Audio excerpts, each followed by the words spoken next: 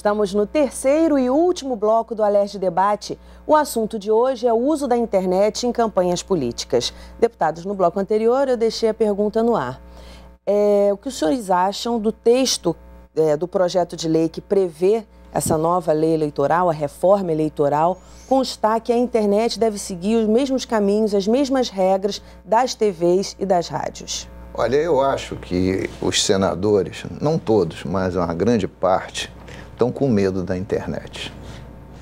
Porque a internet tem que ser território livre, não tem que ter regra nenhuma, não tem que ter controle. Então, na hora que os senadores começam a querer botar regras muito rígidas, eles estão mudando o projeto original que veio da Câmara. E aí, qualquer legislação eleitoral tem que vigir um ano antes das eleições, isto é, tem que ser promulgada até 3 de outubro. Se mexer lá no Senado, colocando essas regras que não vão funcionar, vai ter que voltar para a Câmara. E aí não vai ter regra nenhuma definida e nem projeto de lei nenhum aprovado. Vai voltar a velha história, né? Aí o Tribunal Superior Eleitoral vai ter que regulamentar a matéria. Aí depois vão reclamar que o Judiciário está legislando. Mas não pode ter regra. Quem botar na regra na internet é quem tem medo da internet, então tem medo da transparência. Não, e depois, só para acrescentar, é um equívoco. É a mesma coisa que você aplicar ao avião as regras de trânsito do automóvel. Porque a internet não é uma concessão pública. A rádio é uma concessão pública. A televisão é uma concessão pública. Então tem um outro tipo de estatuto. A internet é um espaço onde se usa para expressão individual. É o indivíduo que assume a internet e fala, eu penso isso. Se você examinar, entende, nós todos que temos site, que vivemos acompanhando essa coisa toda, o que dizem as pessoas nos nossos sites, os comentaristas, as pessoas que fazem comentários, há coisas do arco da velha. Existem entre nós, as pessoas que têm o seu site, certos critérios que ficam estabelecidos. Por exemplo, insultos, agressões, palavrões. Você pode criar uma série de medidas e filtrar o comentário. Você tem condições de filtrar o comentário. E a partir de critérios também que são mais ou menos transparentes para todos. Né? Certo. Mas estabelecer uma regra ou estabelecer uma limitação como se a pessoa... porque você imagina, né? A situação real. Alguma pessoa tem um site, não é, que é hospedado em um outro país. Não é? E qual o tipo de repressão que você pode fazer contra essa pessoa? Aí você vai entrar na legislação americana para pedir que haja alguma coisa. Muita gente tem site hospedado em outro país. Ou a pessoa que se sentir perseguida no Brasil por uma lei determinada, ela hospeda o site dela no outro país. Continua chegando. Por essa movimentação que o senhor está vendo em Brasília, é possível que isso seja aprovado e que nas próximas eleições do ano que vem, a internet já esteja aí sendo usada no processo político de uma forma mais otimizada? Olha, eu duvido que o Senado tenha condições de votar alguma coisa antes de outubro, porque apesar do Sarney achar que a coisa se normalizou, não há nada de normal ali. A crise vai continuar, não é? A instituição está morrendo, o cheiro que ela exala é insuportável para o país inteiro. Eu não acredito que eles tenham condições de votar uma coisa complexa como essa até outubro.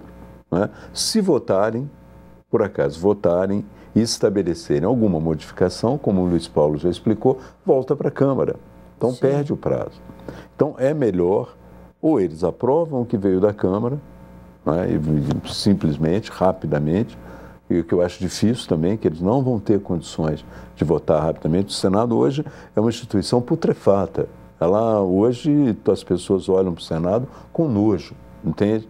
Quer dizer, eles não têm condições de votar rapidamente. Você vê os senadores do Rio de Janeiro, que escândalo, não é?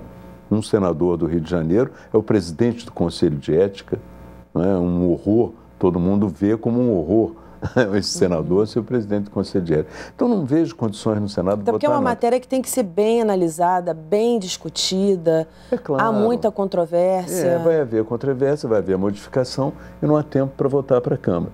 Já o ministro Aires de Brito, que era o presidente do Superior Tribunal Eleitoral em várias reuniões conosco, inclusive numa reunião com deputados estaduais aqui do Rio de Janeiro, eu presente.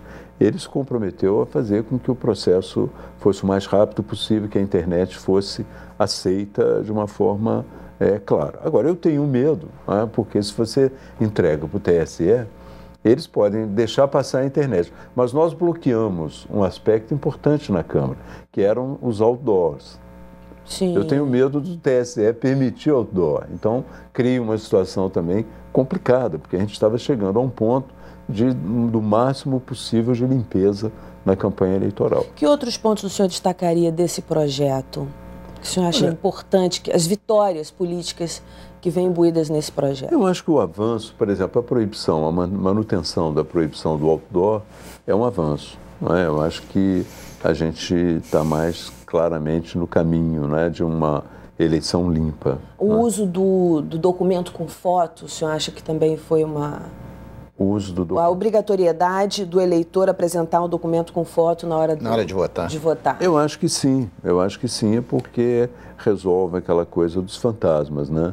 Porque em muitas urnas eleitorais as pessoas esperavam assim, os últimos momentos e mandam fantasmas votar e eles assinam, não é? Com a foto já vai ficar mais difícil. Existe um aspecto no projeto que é muito discutível ainda, que é você obter a cédula impressa do seu voto. É uma coisa colocada. É um velho sonho do PDT, até do velho Brizola, que o Neto, agora na Câmara dos Deputados, incluiu. E está havendo uma discussão muito grande, porque alguns acham um retrocesso.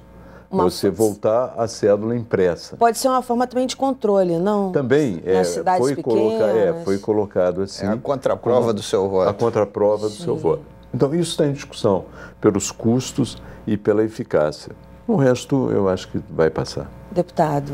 Não, eu entendo que essa questão do documento com foto é muito importante, porque eu tenho recebido denúncias sempre em processos eleitorais que às vezes tem políticos que antes do dia da eleição captam os títulos eleitorais, a boca de urna é pedir o título eleitoral do cidadão e paga pelo título eleitoral. Fica com aquela pilha de título eleitoral e depois os seus, com aquele título eleitoral, vão lá e votam no lugar do outro que vendeu o título.